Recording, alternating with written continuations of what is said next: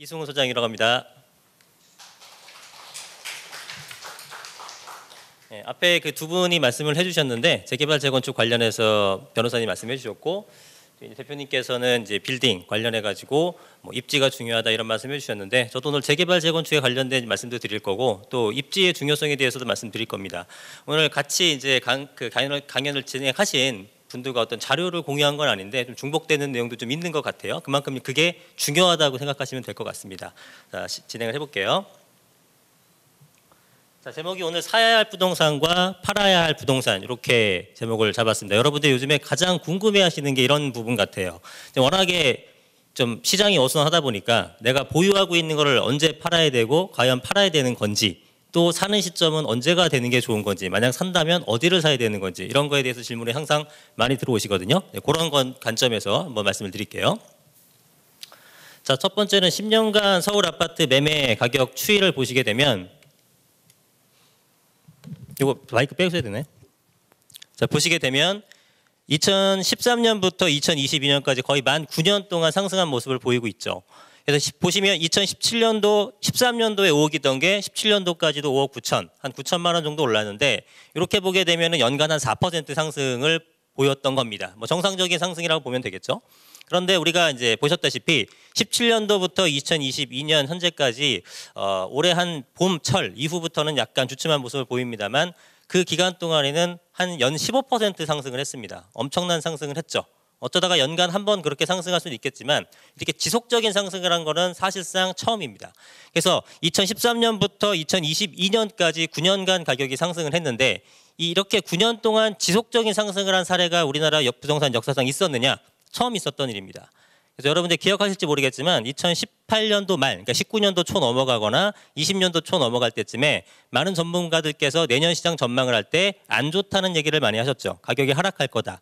그리고 그 가격이 하락할 거라는 어떤 의견이 굉장히 일리가 있었습니다. 왜냐하면 과거 데이터를 봤을 때 우리나라 부동산 시장이 6년 이상 지속적으로 상승했던 해가 없었습니다. 그러니까 보통 한 5, 6년 정도 상승하고 한 3, 4년 정도의 보합과 조정을 거치면서 진행이 해왔거든요. 10년 사이클로 움직여졌는데 이번에는 그게 전혀 지켜지질 않았습니다. 그럼 그게 지켜지지 않은 이유가 왜 그랬냐면 원래 가격이라는 것은 쭉 올라가는 시점에서는 공급자 입장에선 당연히 아파트 공급을 하고 싶죠. 주택시장 공급을 하고 싶죠. 왜냐하면 지었다 하게 되면 팔리니까 시장이 좋으니까. 그런데 쭉 계속 올라가는 시점에서 공급자들이 워낙 많이 몰리다 보니 한정된 수요 대비 공급이 많아지게 되면서 어느 순간 공급 초과가 됩니다. 그럼 그 시점부터는 당연히 가격이 조정을 받겠죠. 그래서 조정을 받고 공급자는 조정받는 시장에서는 다시 공급을 안 하게 됩니다. 잠깐 멈추게 되겠죠. 그럼 다시 수요가 초과가 돼서 재상승하는 형태가 됩니다. 그러니까 물결 치듯이 올라갔다 떨어졌다 올라갔다 떨어졌다 하는데 올라가는 폭이 진폭이 더 크고 길고 떨어지는 진폭은 작고 좁기 때문에 장기 우상향하는 게 이제 부동산 시장이고 그렇게 진행이 돼 왔는데 이번에는 그게 왜 안 됐냐면은 2013년, 14년부터 증가해서 2019년 정도쯤에는 공급이 굉장히 과다가 됐어야 되는데요. 전 정부에서 공급에 대해서 풀어주질 않았죠.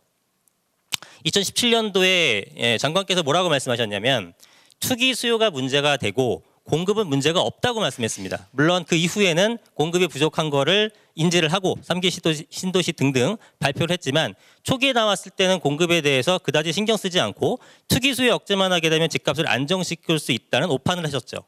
그래서 그때부터 공급이 제대로 되지 않으니 당연히 계속 가격이 올라가는 겁니다. 이후에도 공급이 계속 안 됐다 그러면은 꾸준히 가격이 상승을 하겠죠. 그래서 지난 과거 데이터가 5, 6년 동안 올라가고 3, 4년 동안 조정기를 받았다고 해서 이번에도 반드시 그렇게 된다고 판단하는 것은 당연히 실수였고 거기에 대한 원인을 파악했어야죠. 그래서 올라갔다 떨어지던 원인이 공급에 대한 과잉이었는데 이번에는 그게 나타나지 않았다. 그리고 또 한 가지는 하필이면 또 2019년 말부터 20년부터 코로나가 생기게 되면서 엄청나게 많은 돈이 뿌려졌고 저금리 기조를 유지했죠. 그러니까 부동산 시장이 부동산 공급은 안 되는 상태에서 돈이 생기니까 수요가 많아지니까 가격이 급등을 합니다. 그래서 17년도 우리가 16년 17년도에도 그 당시에는 많이 올랐다는 평가가 많았어요. 그래서 18, 19년도에는 야 이렇게 많이 올랐는데 또 올라도 되나 싶을 정도의 의견이 많았는데 결과론적으로 보게 되면 그때부터가 어떻게 보면 시작이었죠. 그래서 엄청나게 상승한 모습을 보입니다. 그래서 지금의 가격이 왔는데 12억이면은 2017년도가 6억이었으니까 정상 상승분만 2배가 오른 거죠. 명목 가격 자체가 2배가 오른 겁니다. 그러면 저 당시 16년도, 17년도 당시에는요. 서울에 있는 아파트를 전세를 안고 보통 6천만 원, 8천만 원이면 샀습니다. 여러분들이 잘 아시는 그 유명한 브랜드들의 아파트들이 25평형 같은 것들 6천, 7천이면 샀어요. 그러면 만약에 6천만 원으로 구입했다고 하면 6억이 올랐으면요. 1000%의 수익률 달성할 수 있는 겁니다. 세전 수익으로. 그래서 엄청나게 자산 가질이 많이 형성이 됐죠. 그때 구입하셨던 분들은 물론 이제 세후 수익으로 하게 되면은 세금이 좀 달라지긴 합니다만 실질적인 금액은 많이 상승을 했다. 자, 그래서 공급은 저는 꾸준히 해줘야 되는데 지금도 공급이 대단히 부족하다는 게 포인트입니다. 예, 그래서 지금 어떤 분위기로 봐서는 가격이 더 오를 수 있을까라는 생각도 하게 되지만 이 공급이 부족하다는 거에 대한 어떤 상승 잠재력이 여전히 품어져 있다는 게 여러분들이 생각하셔야 할 요소예요. 뒤에서 말씀을 드릴게요. 자, 그래서 2021년 하반기부터 금리 인상이 시작됩니다. 작년 8월 달에 시작해서 역대 가장 빠른 속도로 올랐고 역대 최초로 빅스텝을 밟았습니다. 그만큼 인플레이션이 심각했다는 얘기죠. 예, 인플레이션이 심각한 이유는 다들 아시겠지만 코로나 때 너무 많은 돈을 풀이고 경기를 살려보겠다고 저금리 기조를 오랫동안 유지를 했죠. 근데 당시에는 뭐 그렇게 할 수밖에 없는 상황이니까 이해는 하는데 이러한 부작용이 올 거라는 것은 알고는 있었습니다. 그러나 이렇게 크게 강하게 다가올 줄은 몰랐어요. 그건 우리나라뿐만 아니라 전 세계가 마찬가지였을 겁니다. 왜냐하면 90년대 이후에 지금 거의 30년 가까이요. 돈을 뿌린 적이 없느냐? 아니죠. IMF 때도 우리도 뿌렸고요. 그다음에 우리 글로벌 금융위기 때도 돈을 뿌렸습니다. 미국 같은 데는 더 많이 뿌렸고 전 세계가 돈 파티를 했죠. 그런데 인플레이션이 발생하지 않았습니다. 생각해보면. 그런데 이번에는 엄청나게 다가온 거죠. 이건 복잡한 얘기니까 말씀은 안 드려도 되는데 인플레이션이 그동안 30년 동안 일어나지 않았었던 이유는 이렇게 가격이 막 돈이 많이 뿌려지게 되면 물가가 상승하는 거잖아요. 그러면 노동자의 소득도 올라가게 되는 거고 원자재 가격도 올라가게 되는 건데 사실은 그동안 세계화를 진행하게 되면서 돈의 값어치가 떨어진다고 하더라도 저임금 노동자들이 항상 많이 있었습니다. 중국이라든가 뭐 동유럽이라든가 이런 쪽에서. 그런데 지금은 그쪽의 나라들도 인건비가 많이 상승을 했고 이러한 여타 이유 때문에 인플레이션이 발생하게 되고 탈세계화가 된 거죠. 어찌됐건 그러한 것들로 인해서 지금 금리를 계속 인상하고 있습니다. 그래서 거래량이 감소하게 되고 가격이 조정받고 있는데 이것이 언제까지 지속될지를 우리는 파악을 해야 되는 거예요. 언제까지 될까? 지금 분위기는 대단히 안 좋죠. 여러분들이 지금 사서 다음 달 팔 건 아니잖아요. 내가 지금 구입해서 나중에 좋아지게 되면 가격이 상승할 것이고 그때 매도하게 되면 차익이 생기는 겁니다. 근데 과연 그게 언제 올 것인가를 우리가 파악을 해봐야겠죠. 자, 현재 상황을 보게 되면 우리나라도 빅스텝을 밟았고 미국은 자이언트 스텝을 여러 차례 밟고 있습니다. 그다음에 유럽이나 일본이 대표적인 뭐 제로금리 정책을 쓰는 그런 나라들인데 유럽 전체가 지금 빅스텝과 자이언트 스텝 연속으로 밟고 있죠. 역시 역대 처음입니다. 그만큼 돈이 가장 많이 풀린 시기가 지금이라는 거예요.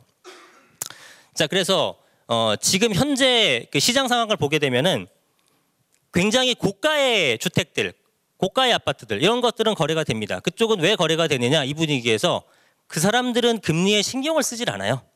잘 아시겠지만 돈을 뭐 쌓아놓고 사는 사람들이기 때문에 고가 시장 같은 데는 현금으로 다 처리를 한다거나 대출을 받아도 금리 조금 올라가는 거에 대해서 전혀 신경을 안 쓰는 사람들이 형성된 시장이죠. 그거는 나름대로 계속 활발하게 움직이고 있습니다.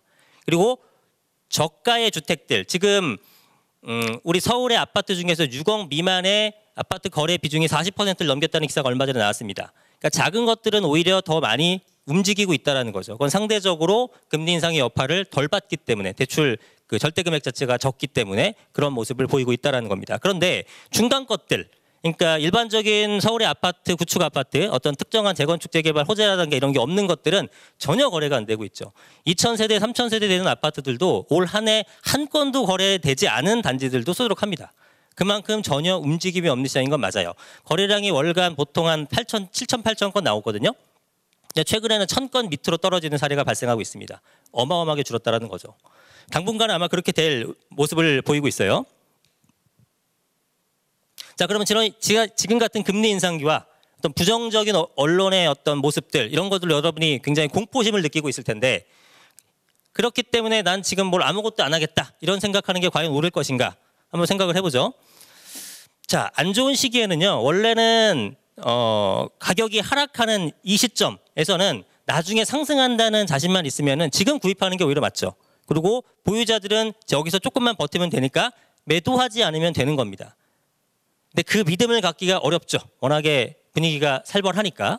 예. 그런데 이런 식으로 장기 우상향한다는 그 패턴을 정확히 믿으시고 두시면 됩니다. 지금 굳이 매도하실 필요가 없는데 겁이 나서 매도하신다면 저는 말려드릴 겁니다. 예, 팔지 마시고 보유하시면 되겠습니다. 자, 여러 가지 부동산 시장을 가격을 구성하는 요소들이 많은데 두 가지를 딱 뽑습니다. 저는 두 가지를 딱 뽑고 그것만 일단 보자는 거예요. 나머지 것까지 다 변수를 생각하기엔 너무 복잡하니까. 첫 번째는 공급이 부족하다는 거, 또 하나는 금리가 인상된다는 겁니다. 하나는 상승 압박 요소고요. 하나는 하락 요소입니다. 이 두 개가 공존을 하고 있는 상황이기 때문에 지금 갈피를 못 잡고 있는 건데 아까 말씀드렸다시피 공급은 상당히 부족하다는 건 여러분들 느끼실 겁니다. 자, 그런데 이 공급 부족이라는 것을 단기간에 해결이 불가능하다는 게 문제죠. 얼마 전에 3기 신도시에 대한 얘기가 또 나왔죠. 1년에서 2년 정도 뒤로 밀렸습니다. 근데 그게 2022년도 현황에서 1년 뒤로 미룬 거지 내년이나 내후년 시장에서 똑같은 발표를 또 할 수 있어요. 작년에 계획했던 것보다 또 1년 미룰 수도 있고 또 1년 미뤄질 수도 있습니다. 2018년도에 3기 신도시 발표했을 때 제가 운영하는 개인 채널에서 어떤 말씀을 드렸었냐면 2024년 내지는 2025년부터 입주가 시작할 거라고 정부에서 얘기는 하고 있지만 제가 봤을 땐 2030년이 현실적이다. 그리고 그거보다 더 늦어질 수도 있다라는 말씀을 드렸습니다.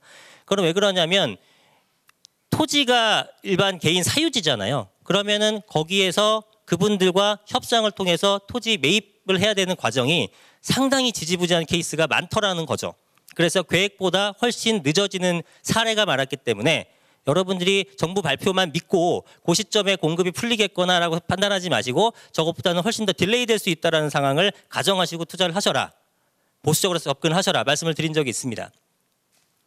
근데 정부 입장에서는 그렇게 발표할 수는 없죠. 2018년에 발표하는데 2030년에 공급될 겁니다. 라고 얘기한다 그러면은 뭐가 와닿지가 않잖아요. 그러니까 당연히 어떤 최선의 플랜, 그러니까 아무런 어떤 변수 없이 모든 게 스무스하게 흘러갔을 때의 지점을 발표할 수밖에 없을 겁니다. 그러나 우리가 해석할 때는 저거보다 늦겠구나라는 걸 생각하시면 돼요. 사실 공급도 마찬가지입니다. 공급도 250만, 270만 원 공급한다 그러면 사실 그거보다 더 많은 건 상상할 수도 없는 거고요. 그거보다 더 적게 될 가능성이 꽤 높구나라고 해석을 하셔도 됩니다. 예, 어쨌든 그런 부분이 있어요. 자, 또 하나는 금리 인상입니다. 자, 그래서 공급 부족은 뭐였냐면 단기간에 해결이 안 된다는 겁니다. 왜냐하면 지금 재개발 재건축에 대해서 뭐 현 정부가 들어서게 되면 바로 풀어질 것처럼 보였지만 바뀐 게 하나도 없어요. 그 다음에 1기 신도시에 대해서도 뭔가 플랜을 짤 것처럼 보였지만 24년도로 좀 미룬 상태죠. 그러면 3기 신도시도 늦고 1기 신도시도 늦고 서울의 재개발 재건축도 늦으면 도대체 서울 수도권의 공급이 언제 된단 말입니까? 그래서 공급은 단기간에 해결이 안 되기 때문에 계속 공급 부족 상태로 있는 거예요. 공급이 부족하다 그러면 당연히 가격은 인상하게 되겠죠. 그런데 지금 또 하나는 금리 인상은 굉장히 가파르게 상승을 했기 때문에 지금 저 영향력이 강해서 가격이 좀 조정을 받고 있는 상황인 겁니다. 거래량이 없고. 그런데 금리 인상은 계속 할 수 있을까? 불가능하다라는 거죠. 지금 금리 인상을 하는 이유는 단 하나입니다. 인플레이션이 너무 높아서, 물가 상승이 너무 높아서 저거를 제어가 된다 그러면은 더 이상 금리를 올리지 않죠. 어느 나라나 저금리 기조를 유지하려고 하는 거고 경기를 살려야 되니까. 지금 경제 상황이 좋지는 않잖아요. 그럼에도 불구하고 경제를 조금 누르면서까지 금리를 인상시키는 이유는 인플레를 잡기 위해서인데 얼마 전에 추경호 부총리께서 말씀하셨던 거는 뭐 10월 정도쯤이 정점이 아닐까라고 얘기를 하십니다. 물론 예측하는 건 어렵습니다. 뭐 연준 의장도 말하는 게 틀리고 하기 때문에. 그러나 정부의 어떤 입장은 10월 정도까지를 물가의 정점으로 본다면 올해는 인상되는 거는 뭐 2차례 정도 인상하는 건 거의 기정사실화된 것 같고 내년 상반기서부터는 과연 올릴 수 있을 것인가? 내년 하반기서부터는 빠르면 인하도 얘기가 나오고 있는 상황입니다. 결론적으로는 방향으로 봤을 때 금리 인상이라는 것은 하락을 시키는 요소는 지속될 수가 없고 공급 부족 상승의 요소는 지속된다라는 겁니다. 단기간에 해결이 안 되기 때문에 이 두 가지가 합쳐진 시점 어느 것이 영향력이 더 강한가의 시점은 현재는 금리 인상이 강하지만 내년서부터는 공급 부족에 대한 효과가 강하기 때문에 가격이 상승 반등할 수 있다라고 저는 말씀드리고 싶어요. 자, 이게 이제 인플레이션율을 제가 그냥 엑셀로 시뮬레이션 해본 건데 인플레이션율이 102%, 그러니까 2%, 4%, 6%, 8% 정도를 가정을 해본 겁니다. 고 인플레이션을 잡는다는 것이요. 인플레이션을 없애겠다는 뜻이 아닙니다. 제로로 만들거나 마이너스로 만들거나 하게 되면 디플레이션 우려가 생기기 때문에 절대로 그렇게 하지 않고 너무 높은 물가를 적정한 물가 수준으로 바꾸는 거예요. 3% 내외 정도, 2% 내외 정도로. 자, 그런데 인플레이션이 이렇게 있는 게 정말 무서운 게 뭐냐면 예를 들어서 4% 인상되는 것들 한번 보죠. 그러면 현재 금액의 1억 원입니다. 10년 뒤에는 1억 5천, 1억 4,800 정도의 금액이 돼야지만 현재 1억 가치와 동일하게 되는 겁니다. 1억짜리가 1억 4,800이 돼도 지금 구입할 수 있는 물품의 양이 똑같다라는 거예요. 자, 그러면 이게 얼마나 무서운 얘기냐면 10년 동안 거의 5천만 원 가까이를 모았지만 동일하다. 그러면 매년 500만 원을 모아야 되고 매년 500이면은 월 40만 원 정도가 되겠죠. 여러분들이 월 40만 원을 모았다고 하더라도 그게 그냥 휴지 조각이 돼버리는 겁니다. 현금으로 보유하고 있다면. 40만 원씩 계속 모았지만 나중에 아무 의미 없는 돈이 되고 만약에 6%라 그러면 8천만 원이 되는 거죠. 1억 8천. 8천만 원을 더 모아야 현재 1억의 가치와 동일한 겁니다. 그러면 매달 65만 원을 갖다 버리는 거예요. 그래야 여러분 자산이 겨우 유지가 되는 거죠. 현금을 보유하는 전략이 굉장히 안 좋은 전략이라는 걸 말씀드리는 겁니다. 자산화를 하고 있어야 된다는 거예요. 인플레이션이 이렇게 무섭죠. 그러나 인플레이션은 절대로 없어지지 않습니다. 절대로 없어지지 않아요. 자, 그러면 현재 금리 인상이 계속되고 있고 인플레이션 지속되고 있고 양극화가 지속되는 상황에서 우리가 이제 어떻게 해야 되는지를 봐야겠죠. 자, 여기 제가 제일 중요한 거를 써놓은 게 뭐라고 했죠? 입지라고 말씀을 드렸죠. 입지. 자, 그 위에 보면 정책이나 경제 상황이라든가 매도 매수 타이밍이라든가 세법의 변화 이런 것들 물론 다 고려해야 되고 중요합니다. 그러나 저런 것들은 너무나 가변적이죠. 언제든지 바뀔 수 있습니다. 조건만 주면. 그러나 입지라는 것은 바뀌지가 않죠. 입지라는 것은. 그리고 또 한 가지 재개발이나 재건축할 때 물어보시는 게 어떤 지역, 특정 지역에 제가 말씀을 드리게 되면 그 지역은 너무 느리지 않아요? 라고 말씀하십니다. 진행에 대한 속도. 물론 진행 속도 중요한데 여러분들의 목적이 뭐냐에 따라서 그게 중요할 수도 있고 안 중요할 수도 있어요. 나의 목적이 이거를 구입해서 나중에 새 아파트가 되면 거기 들어가서 사용 가치를 누리겠다. 난 너무나 실거주 살고 싶다라고 한다면 속도를 당연히 보셔야 됩니다. 그러나 여러분이 투자자의 입장, 투자자의 눈으로 본다면 그게 개발이 안 되면 어떻습니까? 혹여 가격만 올라주면 되는 거죠. 그죠? 네, 냉정하게 그렇게 말씀드리고 싶은데 보시게 되면은 압구정동 현대아파트나 여의도의 한강변 쪽의 아파트라든가 한남 뉴타운 같은 것들이 지금 속도가 엄청나게 느리죠. 지금 압구정 현대아파트 여의도 같은 건 거의 좀 있으면 50년입니다. 50년. 30년이면 재건축이 진행될 수 있는 현재 상황에서 50년 동안 진행이 안 됐습니다. 그러나 가격은 최고가죠. 한남 뉴타운도 2003년도에 지정되고 20년 동안 단 한 채도 부시지 않았지만 가격은 최고가죠. 속도가 느려도 입지가 좋으면 다 올라갑니다. 그럼 투자자 입장에서는 속도를 봐야 되느냐 입지를 봐야 되느냐 뻔한 거죠.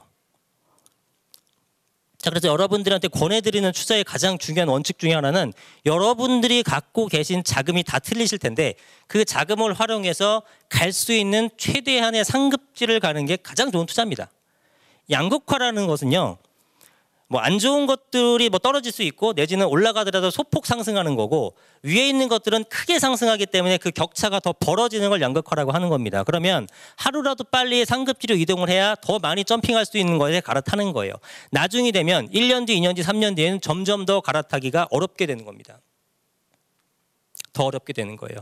그래서 여러분들이 가장 중요하게 생각할 거는 입지를 보고 그리고 여러분들이 가장 갈 수 있는 최상급지로 이동을 하는 것이 중요한 투자의 원칙입니다.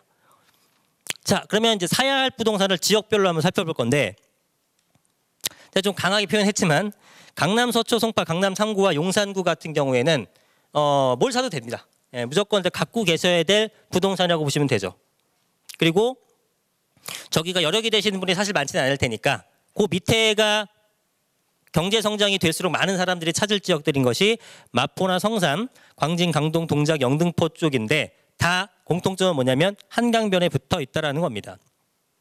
그래서 전국 단위로 봤을 땐 당연히 서울 쪽에 수도권 쪽에 투자를 하는 거고 서울 중에서도 이 한강변, 서울의 딱 중심에 있는 한강변을 주요 가장 메인이라고 보고 투자를 하셔야 돼요. 그렇다면 강북 쪽에서는 강북 라인에서는 빨리 내려오는 게 중요하고요.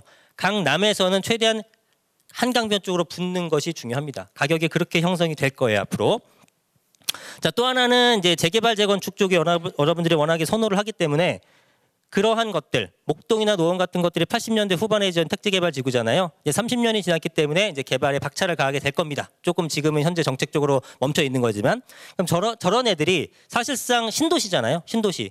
예, 서울에 있지만 커다란 택지개발 지구가 신도시라고 생각하시면 됩니다. 그래서 저런 어떤 어마어마한 2만 5천에서 한 4만 정도에 되는 물량이 폭발적으로 이제 신축 아파트로 들어오게 되면요. 강동구 같은 데 보셨잖아요. 강동구 처음에 물량 엄청 많을 거라고 가격 떨어진다고 말씀하신 분들 많았지만 가격이 2배가 넘게 올랐죠. 예, 그게 만약에 지방 쪽에서 그 정도의 물량을 터뜨렸다. 맞아요. 가격이 빠질 수 있습니다. 왜냐? 수요가 안 붙기 때문에. 그러나 목동이나 서울 쪽에 노원구나 이런 쪽에 수요가 안 붙을까요? 저기가 3만, 4만이 아니라 제가 볼 땐 7만, 8만을 공급하더라도 가격이 더 올랐으면 올랐지 떨어지지 않습니다. 공급 폭탄이 아니에요. 그거보다 더 많은 수요가 있다면 공급 과잉이라는 것은 공급량이 얼마를 보는 것이 아니라 수요 대비 공급이 더 많았을 때를 얘기하는 겁니다. 그러나 전국적 수요를 갖고 있는 서울에서 신축 아파트, 대단지 브랜드가 주거벨트 형성된 곳, 인프라가 갖춰진 곳에 수요가 없겠느냐? 절대 그렇지 않다라는 거죠. 그러면 저런 지역이 앞으로 가격이 굉장히 많이 상승할 수 있다는 겁니다. 자, 그다음에 서울은 아니지만 서울 근방에 있는 것들도 유명한 것이 많죠. 일단은 1기 신도시는 어쨌든 혜택을 보면서 갈 거기 때문에 그 5가지 분당, 평촌, 삼본, 중동, 일산 쪽이고 그다음에 역시나 90년대 초반에 택지개발 지구였던 광명이나 아니면 재개발이 활발하게 진행되고 있는 성남이라든가 이런 쪽의 지역들은 전부 다 투자에도 좋을 지역으로 판단을 합니다. 자, 그럼 상품별로 보게 되면 어떤 호재들이 있는 것도 있습니다. 주변에 공원이 생긴다거나 지하철이 생긴다거나 내지는 뭐 대형 마트가 생긴다거나 이런 것도 호재가 될 수 있는데 그런 호재들보다 그런 간접적인 호재보다 직접적인 호재가 뭐냐면 내게 정말 내가 새 옷을 갈아입는 겁니다. 내가 흔 빌라였지만 헌 아파트였지만 새 걸로 바뀌게 되면 신축에 대한 수요는 엄청나게 많기 때문에 그런 것들이 가장 큰 개발 이득을 얻을 수가 있는 겁니다. 근데 서울에서는 지금 땅이 없죠. 나대지가 없습니다. 그래서 재개발, 재건축을 통해서 기존에 있었던 허름한 빌라나 아파트는 허물고 짓는 방법밖에 없다라는 겁니다. 지금 가격이 너무 많이 올라가고 추가적인 상승 여력이 있을까 봐 지금 겁을 내고 있지만 재개발, 재건축은 풀릴 수밖에 없습니다. 안 그러면 공급 부족으로 더 우려되는 사태가 발생할 수 있어요. 정부도 그걸 모르지 않습니다. 그러나 조정을 좀 하는 거죠. 왜냐하면 단기적으로 재개발, 재건축 풀어주게 되면 가격이 상승하는 건 막을 수가 없기 때문에. 그래서 잘 생각해 보면 공급을 많이 해줘서 수요자들한테 공급이 부족하지 않다는 시그널을 주고 실질적인 입주 물량이 생겨나게 되면서 집값이 잡히는 겁니다. 장기적으로는. 근데 재개발, 재건축에서 당장 풀어주게 되면은 막 욕하는 분들이 있죠. 그걸 풀어주면 어떡하느냐. 이제 그걸로 인해서 그 돈을 버는 분들이 있으니까 그게 좀 배 아파하시는 분들도 있는 것 같아요. 그러니까 이런 분들 때문에 지금 늦어지면 늦어질수록 공급 부족이 심화되게 되면서 가격은 더 올라갈 수 있을 겁니다. 그러니까 결론적으로는 제가 볼 때는 재개발, 재건축은 빨리 푸는 게 좋고 용적률도 상향을 확확 해줘야 됩니다. 왜냐하면 그분들 돈 벌어라가 아니라 그렇게 해서 최대한의 많은 공급을 해줘야지만 궁극적으로 시장 안정화라는 우리가 대의를 잡을 수가 있는 거예요. 근데 그게 여러 가지 정치 역학적인 부분하고 엮이면서 잘 되지 않고 있다는 게 좀 안타깝긴 합니다. 자, 어쨌든 재개발, 재건축이라든가 리모델링도 요즘 많이 활발하죠. 리모델링 쪽. 그러니까 90년대생 이상의 아파트들은요. 용적률이 높아서 재건축이 안 되는 것도 많습니다. 그럼 그걸 허름한 상태로 계속 그렇게 둘 것이냐? 그렇지 않겠죠. 걔네들은 리모델링의 형태로 바뀌게 될 겁니다. 용적률에 크게 상관없는 그런 형태로. 그래서 저런 것도 눈여겨보시면 좋을 것 같아요. 자, 근데 쟤네들은 비싸. 나는 자금이 얼마 없어. 이런 분들이 있을 테니까 소액투자 상품은 어떤 게 하는 게 좋냐면 주택임대사업자 제도가 저는 부활할 거라고 보고요. 거의 그렇게 될 겁니다. 그럼 주택임대사업자 등록이 가능한 개발 예정지 빌라. 개발 예정지 빌라라는 것은 결국은 뭡니까? 재개발을 한다는 거죠. 그게 뭐 모아타운이 됐건 신통기획이 됐건 가로주택이 됐건 재개발로 통칭을 할게요. 어찌됐건 그 지역이 개발되는 것들 그러한 쪽에 있는 빌라들은 지금도 거래가 뭐 적진 않습니다. 아파트에 비해서 빌라 거래량이 훨씬 많아진 사태가 지금 벌어지고 있거든요. 예, 그런 모습들. 그래서 그런 소액 투자 같은 것들은 뭐 지역에 따라 틀리지만 보통 1억에서 3억 정도의 투자가 가능하고 지금 어떤 움직임은 정비구역 지정된 건 아니에요. 그러나 거기가 뭔가 해보려고 하고 있다. 예를 들면 플랜카드가 걸려 있거나 뭐 동의서를 걷는 작업을 하고 있다거나 그런 분위기가 감지되는 곳들 그런 것들은 1억 미만으로도 투자할 수 있는 것들이 있기 때문에 서울 쪽은 결국은 허름한 것들 부시고 아파트나 어떤 신축 공급을 해줄 수밖에 없는 구조적인 상황입니다. 그렇기 때문에 그런 것들을 장기적인 관점에서 투자를 하시면 좋고 대신 장기적인 관점이니까 많은 돈이 들어가면 안 되니까 소액으로 들어갈 만한 것 찾으면 얼마든지 있다라는 얘기예요.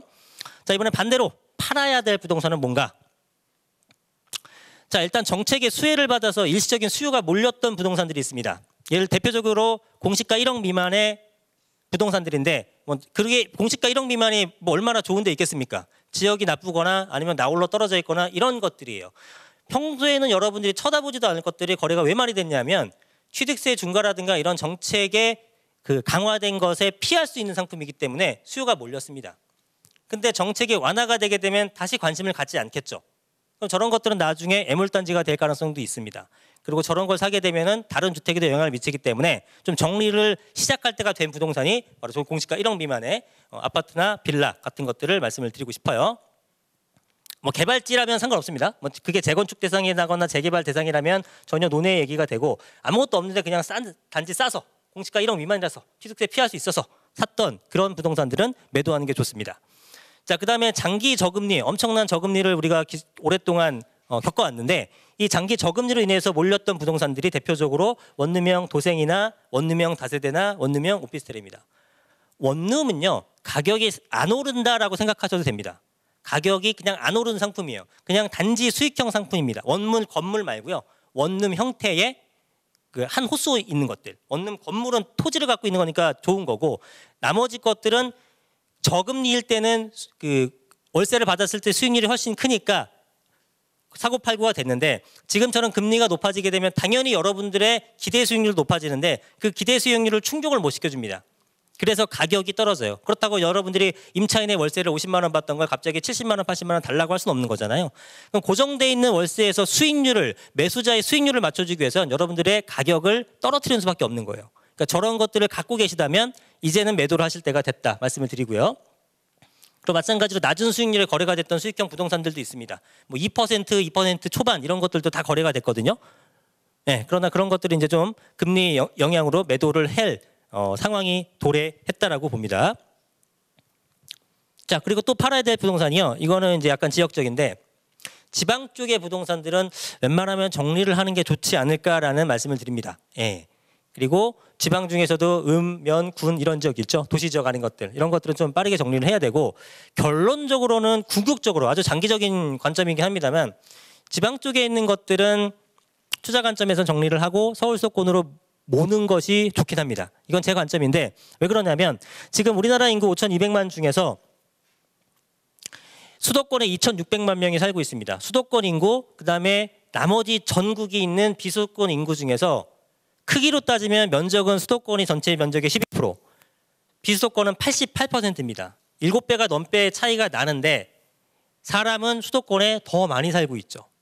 그러니까 작은 땅덩이에 엄청나게 많은 사람이 사니 얼마나 집이 많이 필요하고 얼마나 주택이 공급이 부족한 상태입니까? 그러니까 가격이 상승할 수밖에 없는 겁니다. 그런데 지방 같은 경우는 점점 인구 감소를 하고 지방 소멸이라는 얘기도 나오고 심지어 광역시도 인구가 줄어들고 있는 모습을 보이죠. 그래서 수도권 쪽에는 작은 땅덩이에 더 많은 사람이 있으니까 당연히 가격이 상승할 수밖에 없는 거고 지방은 점점 어려워지고 있다. 이렇게 방향을 설정하시면 될 것 같아요.